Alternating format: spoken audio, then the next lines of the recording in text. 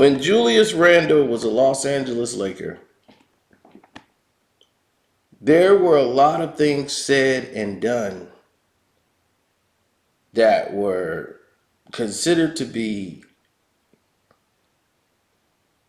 like this is what our plans are going forward, and you're a part of that, Julius Randle. That's where he was taken. His conversations, everything that he's been taught or spoken about. This is where it came from. So when you start hearing about certain things that's being said or certain things that's being done, as far as business always change and directions always change. And for Julius Randle, those changes happen very rapidly. The Lakers organization was going through a whole new shape up. From the front office, it was all this fighting and all of this was going on. But what people didn't realize is that the players on the court, they're watching it too. They're just like everyone else. They're not being told anything. Their agents don't know what's going on. So it was a Tuesday morning. Julius Randle is getting ready to go to Lakers shoot around.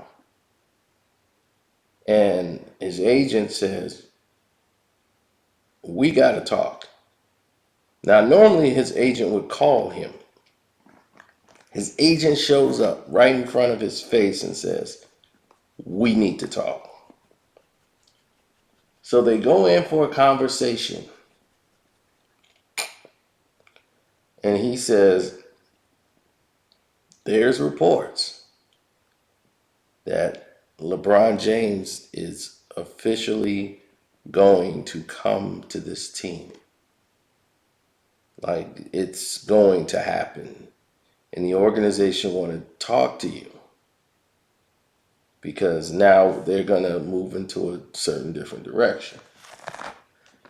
So they had all these people come in the Lakers organization. I don't want to speculate who the person was that spoke to him and his agent, but they saying the long-term contract that we were promising you, that you were going to be our centerpiece, we're going to build around you, that's changing now. So just so you would know, Julius Randle was promised he would be in that position. Promised. It's a very big word. But he was promised he would be in that position. But he wasn't. They didn't keep him in that position. They told him, like, basically he was expendable. His role would be reduced once LeBron came to the Lakers. He would have to learn a new role. And immediately, and without question, he demanded he won't be a part of this equation anymore, that he should be removed. Remove me. I don't want to be here. And they was like, no, we want you here. It's not what you want. It's what I want. I don't want to be a part of that. So, scrambling to make things happen,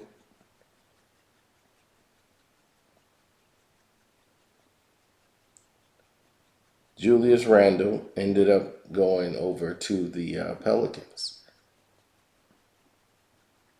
Signed a 2-year deal to move over there to the Pelicans. I think they gave him 2-year, $18 million, if I'm not mistaken. It could have been more, could have been less. That's what I would remember. Now, when this was done,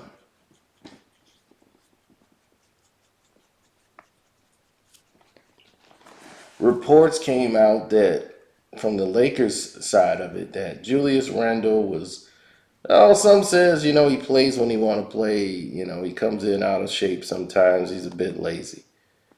it pissed Julius Randle off. Because whoever said that about him? Julius Randle has never been lazy. Now, why would you try to tarnish this man's name when this guy was clearly the best player you had on the team when Kobe was there? In the end of his career, he was the best player.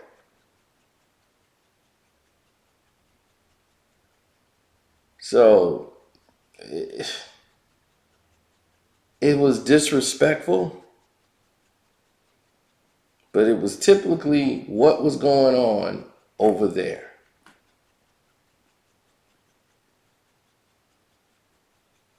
Now, many people have their what they call idiocracies or the way they do things, and Julius Randle had his. Since he's been with the Knicks, Tibbs know I need to build the team around Julius Randle. I know how to use Julius Randle to the best of his abilities. In his first year with the Knicks, it was dismal. It seemed like they had no direction and he was just struggling. So this year, because of the pandemic and everything, he just went to work. Started doing 3-a-days instead of 2-a-days. He started kidding. Now he's lost like 15 pounds and gained a lot more quickness. So what he actually was able to accomplish and pull off this year and this season is actually like remarkable. But the thing is that they're letting him, Julius Randle, what Tibbs is doing, is allowing Julius Randle to go one-on-one with guys and taking guys off the dribble at the top of the key instead of just trying to have him in the post like the Lakers would do. They would feed him in the box, on the left hash of the box and let him work. It's like he don't just play that way. He could actually bring the ball up on certain occasions. He can get the ball at the top of the key. He's actually a better shooter than LeBron. So he could play that style of basketball. He could facilitate. And now what they're seeing is like, man, we could actually do that with him. We can put him in pin downs. He could do anything out here on the court. And people were like, wow. Like other assistant coaches was like, I didn't know Julius Randle could even do this. I wasn't even aware. I would have tried to make a trade for him. I could have made a play for him. So other assistant coaches is like, wow, we did not know this in the scouting report. We could have aggressively gotten Julius Randle for the money. You probably want to know what teams there were. The Portland Trail Blazers. Those were one of the teams that wanted to acquire him and could have. The Denver Nuggets could have acquired him, but he signed with the Knicks. So those two teams that I know of for sure could have got Julius Randle, but they didn't know Julius Randle could do all of the things that he's doing this season. So that's just how it is. Now, with that being said,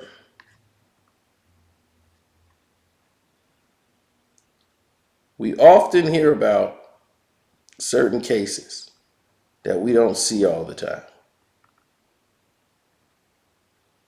And you might go, what is that? And you say to yourself, well, in this case, we're trying to see where things hold up as far as the NBA today and how the playoffs is going to look, where the Knicks are going to end up. The Knicks are a better team. They trust in each other, and that's what part of the team is. When you keep moving in new players, what is not there really is when they tell players talk about chemistry, is the actual trust. When you trust players, you're gonna swing the ball. You're gonna make that extra pass. And they're like the other night, Kevin Durant basically was one hand, like one man band. He was getting like 8, 9 assists in the game while putting up 40 points, and people were like, Kevin Durant's passing the ball. Kevin Durant will pass the ball. He passed the ball in Golden State. It's all about how you're playing the game and your role and the comfort and the trust that you have with the guys that's on the court with you. They know your style of play and they know what you're going to do.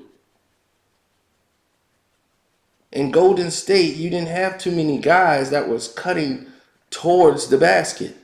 There was very far few in between. Guys there, they run out to the three-point line. So guys were swinging the ball outwards for threes. That happened a lot. In Brooklyn, it's different. You have guys that cuts towards the basket. And they know who these people are. And if you're on the court with them, they know. Your team might not know, but they know. So that's just how it is with the Knicks and Julius Randle. Randle knows the guys he's playing with. He knows this guy's going to cut this way. This guy's going to drop out. They know they're used to playing with me. They know what I'm going to do now. It's for when I come here. I'm either going to shoot it or I'll swing it out here or there. Now, the thing is that when you have a bunch of young players, guys get sporadic in the clutch. Or they'll make bad decisions early, or let's say Randle don't have it going.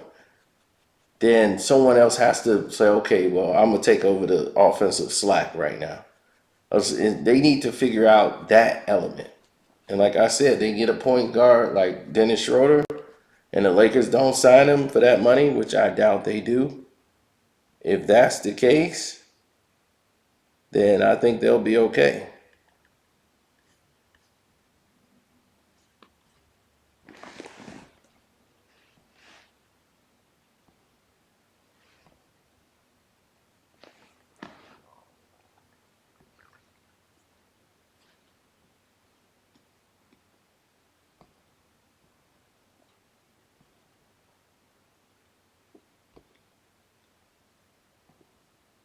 I would like to say this.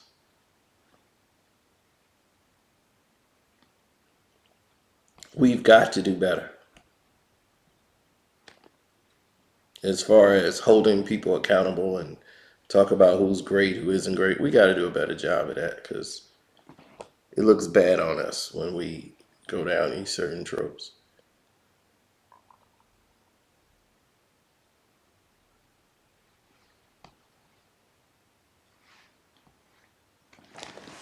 But anyway, I want to say thank you guys, man. Thanks to everybody who donated to the Cash App. Thanks to everybody. Oh, yeah, my Cash App is Carcino for those who want to donate. Besides that, man, thank you to every single last one of you. I appreciate everything you guys do. All of my Patreons. The Allen Iverson video is rolling right about now. So, like I said, if it's not rolling by now, it should be rolling by now because it's uploaded. It's ready to roll. So you guys will be the first ones to see it on the Patreon. That's the Carcino for Life Patreon, by the way. All the rest of you will see it someday in this universe. Anyway, I'm out.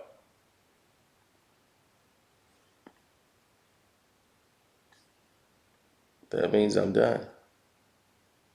Stop the video.